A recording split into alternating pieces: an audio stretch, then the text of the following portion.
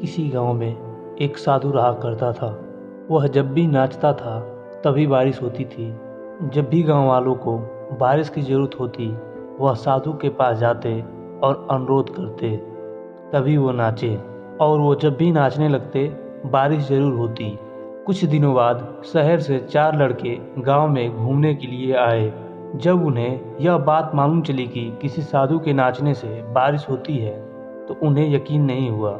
शहरी पढ़ाई लिखाई के चक्कर में उन लोगों ने गांव वालों को चुनौती दे दी कि अगर हम भी नाचेंगे तो बारिश अवश्य होगा।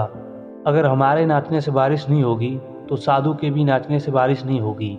अगले सुबह गांव वाले वह चारों लड़कों को लेके साधु के कुटिया के पास पहुंचे। गांव वालों ने साधु को सारी बात बताई। फिर चारों में से एक लड़का नाचना शुरू किया। आधा घंटा हो गया, आसमान में बादल भी नहीं आए। फिर वह थक के चूर हो गया और वह बैठ गया। फिर दूसरा लड़का नाचना चालू किया। 1 घंटे तक नाचा, उसके बाद वो भी थक के बैठ गया। आसमान में बादल भी दिखाई नहीं दिए। बाकी दोनों लड़कों ने भी वैसा ही किया, पर बारिश ना हुई ना ही बादल दिखा। फिर साधु की बारी आई।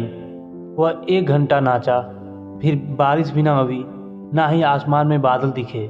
साधु फिर भी नहीं रुका, वह नाचता ही रहा।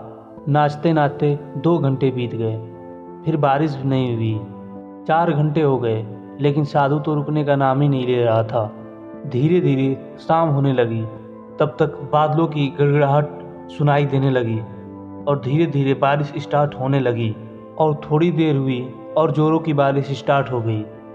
चारों लड़के साधु से क्षमा मांगने लगे। फिर चारों लड़कों ने साधु से पूछा कि बाबा, हमारे नाचने से बारिश नहीं हुई और आपके नाचने से बारिश हुई, हमको इसका उत्तर आप दे दो। साधु ने उत्तर दिया, जब भी मैं नाचता हूँ तो 2 बातों का ध्यान रखता हूँ। पहली बात तो यह, जब भी मैं नाचूंगा तो बारिश को होना ही पड़ेगा। दूसरी बात यह है कि जब तक बारिश नहीं होगी तब तक मैं नाचूंगा। सफलता पाने वालों में भी यही गुण विद्यमान होता है। वह जिस काम को करते हैं उन्हें सफल होने का पूरा भरोसा होता है। वह तब तक उस काम को करते हैं जब तक वह सफल ना हो जाएं।